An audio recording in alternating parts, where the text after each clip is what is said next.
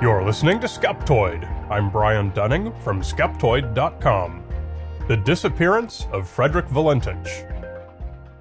Today we're going back to 1978, when a young private pilot named Frederick Valentich rented a single-engine Cessna and literally flew off into the sunset, never to be seen again. Sadly, there's nothing unusual about that. The fact is that small planes crash every so often. But something was different this time. The case of Frederick Valentich has been called Australia's most famous aviation mystery, not because he disappeared, but because his final radio transmissions reported a UFO. Ever since, a subculture of Australians, notably including Valentich's own father, believed he was abducted by aliens and may yet be alive somewhere.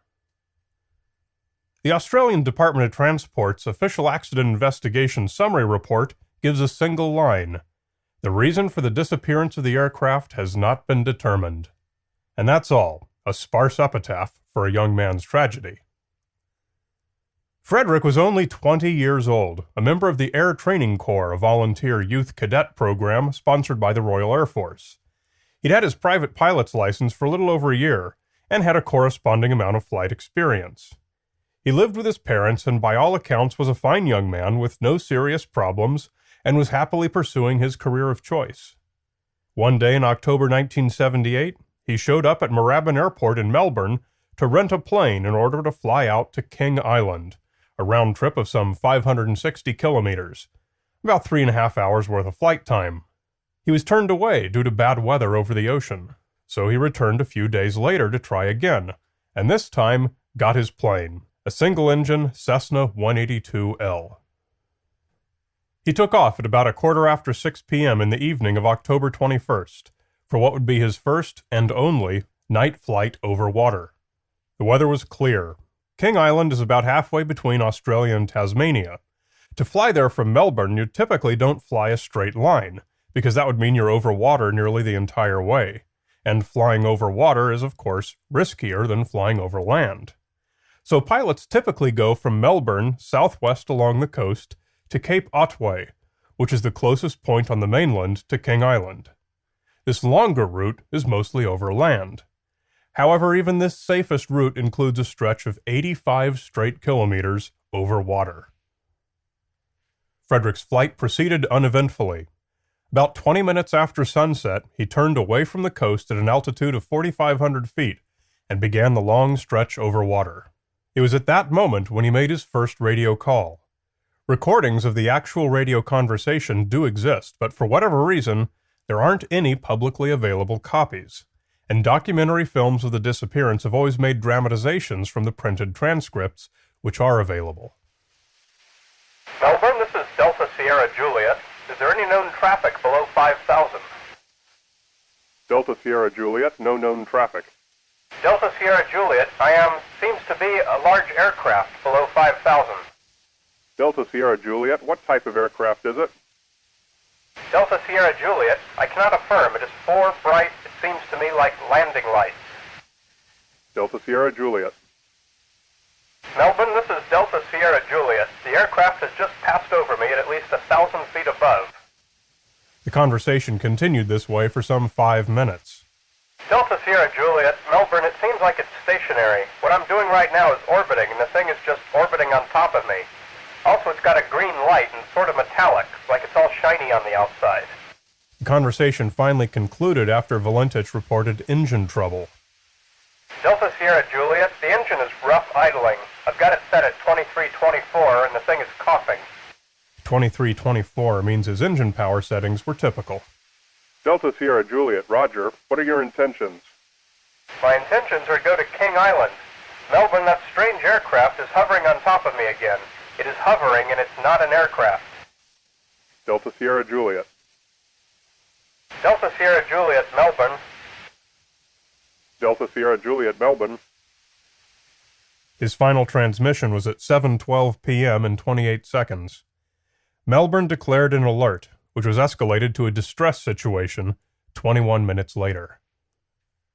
Before we accept the popular explanation that Frederick and his airplane were abducted by a UFO, it's necessary to point out that a few things were fishy.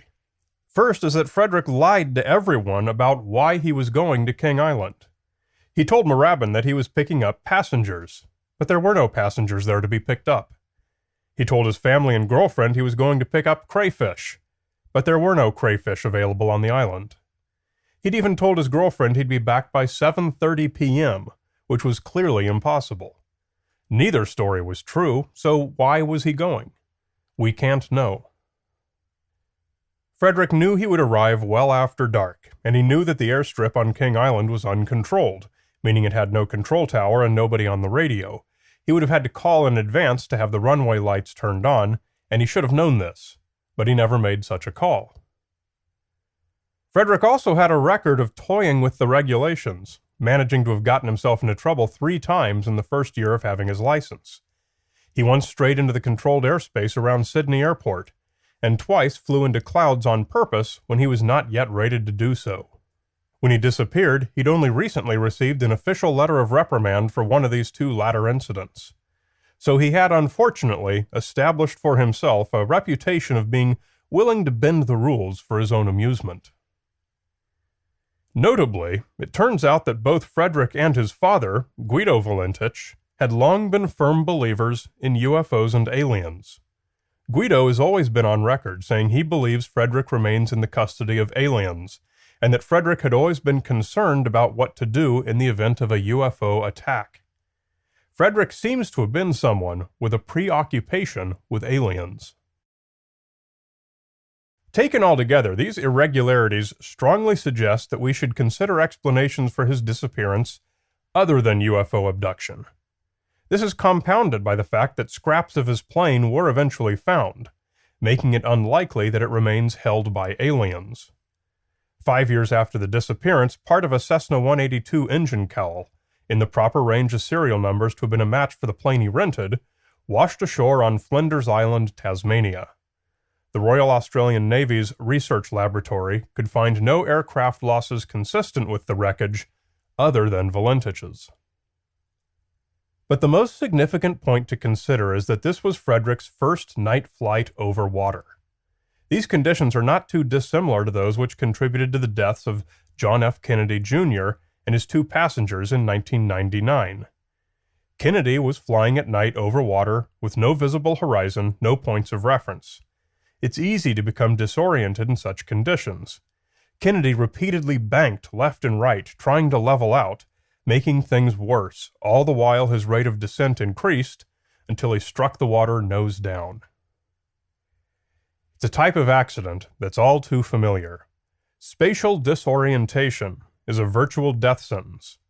There's a popular cautionary tale among pilots, taught in many safety videos and seminars, that the average time between becoming spatially disoriented and death is a mere 178 seconds.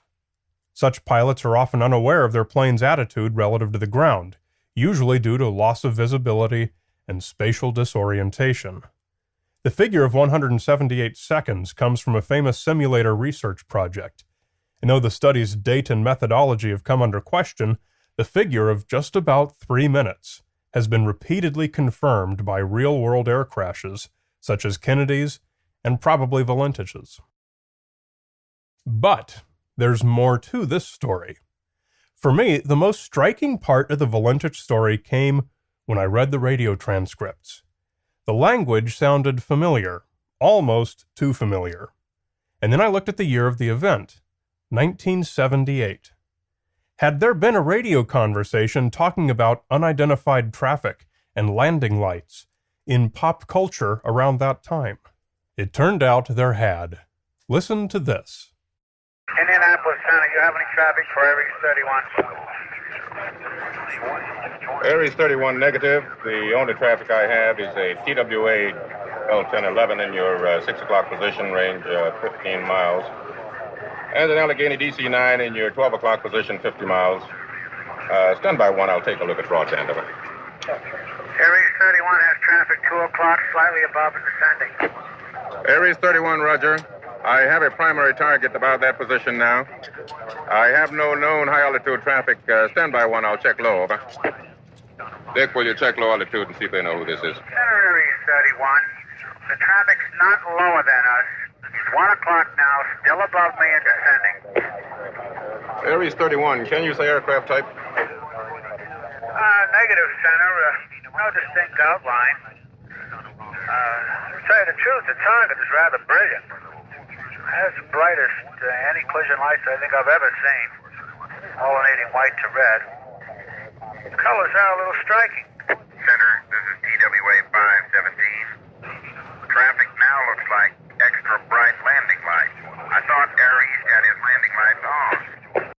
Steven Spielberg's Close Encounters of the Third Kind had been released less than a year before Frederick Valentich made his radio report, in which he replicated every major element of the famous air traffic control scene. The movie was a favorite of UFO fans and captured the imaginations of young people. Pilots in particular loved the air traffic control scene. Frederick was all three. He was young, he was a pilot, and he was obsessed with UFOs. Could Frederick have simply been having a little fun trying to copy a favorite movie scene? From what's publicly known about him, it would seem to be very much in character. There's no way to know how right or wrong this hypothesis might be, but suppose Frederick was playing Close Encounters, maybe hoping for some notoriety. He circled to give the radar guys something to see, possibly starving his carburetors. Suddenly he was paying attention to his engine instead of to the horizon, in the dark, over water, for the first time, and before he knew it, he had 178 seconds to live. There's no way to know how similar this might be to what happened, but there seem to be plenty of possibilities other than abduction by aliens. The goofy, sensational explanation might be fine for a popular TV documentary, but it obscures the true facts and the true dangers. There's absolutely no reason to believe that Frederick Valentich wanted to die, or wanted to become a Department of Transport statistic. He wanted to fly, and he did it to the best of his ability and as often as he could. My guess is that if he'd survived, he'd want other pilots to be more wary of spatial disorientation, instead of the risk of UFO abduction over the Bass Strait. Let's give Frederick Valentich the courtesy of not being remembered as mere flying saucer fiction.